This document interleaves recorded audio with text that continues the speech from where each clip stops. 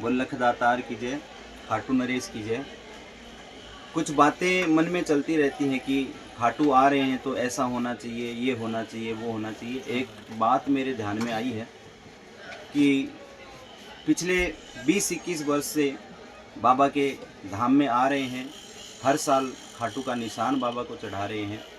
तो हर साल देखते हैं कि जो व्यवस्थाएं हैं उसमें बदली हो रही है, चेंजेज हो रहे हैं। तो एक बदली हमें अपने आप में करनी चाहिए, ऐसा मुझे लगा कि खाटू श्याम जी में जब हम निशान लेकर के रिंगस से खाटू तक आते हैं, तो रिंगस से जब खाटू का निशान बाबा का लेते हैं तो निशान लेने के बाद में और वो निशान हम खाटू दरबार तक लेके आ सकते हैं, उसका एक सही तरीका और सीधा तरीका है। लेकिन अभी कोई कह दे कि खाटू का निशान है, वो निशान मन्नत पूरी होने के बाद में चढ़ाना चाहिए या मन्नत मांगने के लिए चढ़ाना चाहिए, तो वो भी बातें सही हैं। पहले ऐसा ही होता था, लेकिन अभी निशान चढ़ाने की प्रथा है, निशान चढ़ा रहे हैं। तो निशान को बाबा के दरबार तक कैसे ले जाया जाए? तो बाबा के दरबार तक निशान ले जाने का तरीका है कि बाबा का निशान लेके और जहाँ तक हम हो सके उस डंडे के साथ में निशान ध्वजा यात्रा करते हैं। और जब जहाँ पर हमसे निशान लिया जाता है वहाँ पर हम उस निशान को वहाँ से उस डंडे से उन्हीं भक्तों को कह करके निकलवा लें या खुद निकाल लें। और जो नारियल है वो नारियल भी उसी के साथ में आता है। तो नारियल हमें ये दिया जाता है कि कुछ मन्नत है उसके लिए, तो बाबा के दरबार के पास में जो भी व्यवस्था है, ऐसी व्यवस्था अभी मंदिर में है नहीं, लेकिन वहाँ पर मंदिर की जो ग्रिल बनी हुई है उसके ऊपर लोग बांध रहे हैं।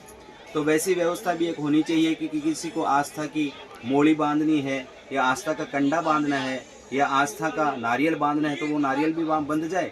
और जो डंडे से निकाला हुआ जो निशान है, जो ध्वजा है, उस ध्वजा को हम लेकर के बाबा के दरबार तक जाएं। जिस तरह से हम इत्र लेकर के जाते हैं, बाबा को भोग दिखाते हैं, वैसे बाबा को ध्वजा दिखाएं और कहें कि बाबा ये ध्वजा रूप में आप हमारे साथ हमारे घर चल रहे हो, हमारे प्रतिष्ठान में चल रहे हो, और हम इसको ले जा करके हमारे घर पे छत पे लगाएंगे। और छत पे लगा करके जैसे जैसे ये ध्वजा लहराएगी वैसे वैसे हमारे परिवार के दुख के बादल छट जाएं। बस हम इस युग में जो मानव जीवन मिला है उसको हम सुख से जिए, बीमारी हमारे घर में न आए, कुछ भी संकट हमारे घर पे नहीं आए, और भजन भाव और कीर्तन करते रहें। और ऐसे प्रेमियों से हमारा मिलना रहे कि जो प्रेमी बाबा से प्रेम करे, भजन करे और दिन और रात भजनों में हमें जुड़ा हुआ रहें। ऐसा हमें वरदान दीजिए, ऐसा हमें आशीर्वाद दीजिए। ऐसा एक कुछ ख्याल मन में था, तो आज मैं इस खाटू तक न्यूज़ चैनल के माध्यम से आप तक पहुंचाना चाहता था। बहुत बहुत धन्यवाद भाई साहब। सभी को जय श्री श्याम, सभी को जय श्री कृष्णा। राधे राधे।